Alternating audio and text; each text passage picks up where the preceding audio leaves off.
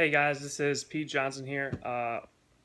Want to talk about a topic that is you have to be sensitive when you're around people talking about it because if they're advocates of it, they're going to get upset if you disagree with them or anything like that.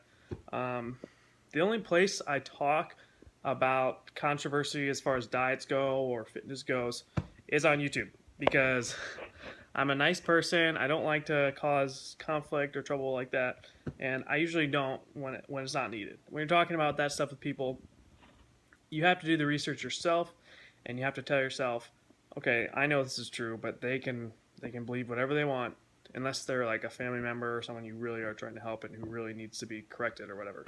But I digress. Uh, this topic is intermittent fasting. So there are tons of people who talk about, oh, it's not good or it is good, and there's a lot of misinformation out there that it's just so hard to sort through. First off, I'm going to give my opinion, but you need to make your own judgment.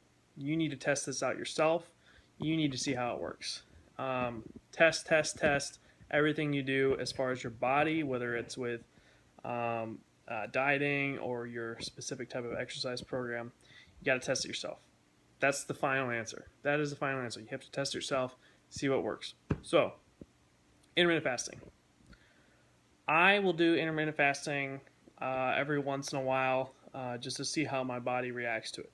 In my experience, if you are intermittent fasting, you are not going to get the gains as quickly as you would if you would do normal eating calorie surplus. And I think that's a pretty obvious point. If you're in a calorie deficit for a while, your body's not going to be repairing itself while you are in a calorie deficit for 16 hours. If you're in a if you're not eating anything for 16 hours, you're not going to be providing yourself with enough nutrients in order to rebuild your muscle. So, what do I think about intermittent fasting when it gets down to it? If you're trying to cut weight, if you're trying to lean up for summer or something like that, you can do it pretty quickly with intermittent fasting. Just know that once you stop intermittent fasting, the weight is probably isn't going to stay on or stay off. Sorry. So, if it's something that's not sustainable, you should not be doing it for long term and expect that you're going to get the same results long term because that's just how it works with intermittent fasting. I've done it before, and it is nice because in the morning, usually I won't eat anything for a while, and then maybe a couple, 3 hours, 4 hours in, I'll have a cup of coffee, and even when in those hours, and whenever I have the cup of coffee, I feel pretty focused on work. So things outside of fitness, like work or hanging out with somebody or reading or doing something else besides your fitness goals and your diet goals, you have a very clear mind because you don't have anything. My guess is that you don't have anything going through your system, and so your mind is able to focus on other things.